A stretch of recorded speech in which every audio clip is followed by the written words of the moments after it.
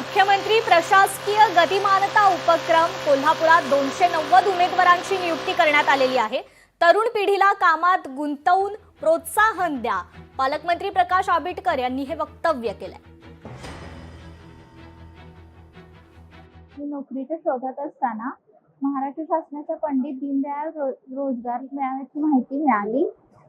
मी आता विवेकानंद कॉलेजमध्ये इंटरव्ह्यूसाठी आलेली आहे। तर या ठिकाणी विविध क्षेत्रातील जसं की IT, industrial area, medical, engineering अशा ठिकाणच्या विविध क्षेत्रातील संधी उपलब्ध आहेत।